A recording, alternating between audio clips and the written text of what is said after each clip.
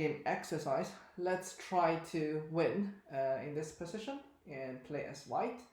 So it's white to move. And this pawn structure, you should be very familiar if you play exchange variation in Ruy Lopez. After bishop taking the c6 knight, black take the bishop back with the d7 pawn. And then we have the pawn structure like this. And this is a very typical structure because white have pawn majority at the king side. It has 4 pawns, which means white can create passed pawn with pawn break, proper pawn break. And on the other hand, black have pawn majority at the queen side. But the problem is these 2 pawns are doubled. So it's super hard for black to create passed pawn if white play wisely. So how can we maximize our advantage? So the first step is we need to activate the king. So for example, move the king to e2. I would like to try to challenge. Okay, so when I open the analysis, I can challenge the computer. That's interesting.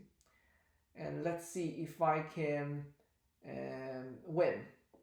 I mean, if you open the engine, white has like 1.5 positive, which means it's not enough to secure a win, but white is obvious better. Cool. The first thing I said, we need to activate our king. This is I would say that this is the most common thing in king pawn endings. And black plays c5, and here we have the second theory. So in king pawn ending, it's better that we make our pawn at higher position like this. It's very important because our pawn can promote quickly if the pawn is positioned high. Another thing is it can expand our space. Okay, it can help our king to move like even higher. So king d6. So now black can move to the left side. So it's clear to see that I can create a passed pawn. Let's see how can I do that. I'm not sure. Maybe I should wait.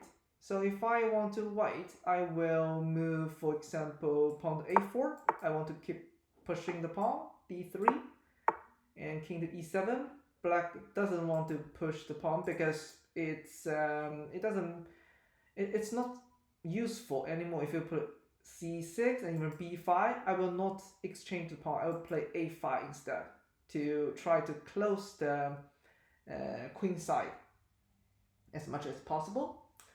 So I think now it's the right timing. I want to put it e5, and so the tricky thing is if I take the pawn, black play king e6 and play king e4. After g5, I will lose the pawn because that's a Zugzwang. If I take the pawn, I can show you. King up, king e6. Okay, so I cannot move the pawn because it will capture, and I cannot move king back because I will lose e5. So what if I move king to f3? It doesn't help much. After king e4, a5, yeah, it's still a Zugzwang. So what can I do? So a very interesting move from some other chess player to try f5. And yeah, but it's also a very tricky position because black is doing really good to create this like waiting moves. So if black wants to get a draw or even win, so black shouldn't push the pawn like too early. Otherwise, black doesn't have a chance to make this forcing move.